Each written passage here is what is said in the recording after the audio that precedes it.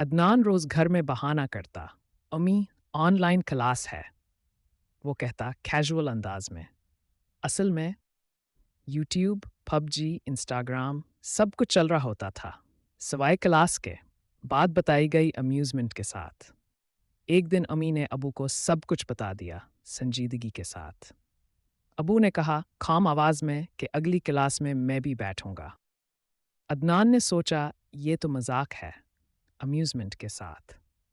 اگلی صبح عدنان نے لیپ ٹاپ کھولا، زوم کلاس لگائی اور اچانک پیچھے سے ایک آواز آئی۔ ابو نے ہیومرس انداز میں کہا، سر آپ سائنس پڑھا رہے ہیں لیکن اس نے کل رات پب جی میں راکٹ لانچر چلایا۔ عدنان نے اس بات پر شاک محسوس کیا۔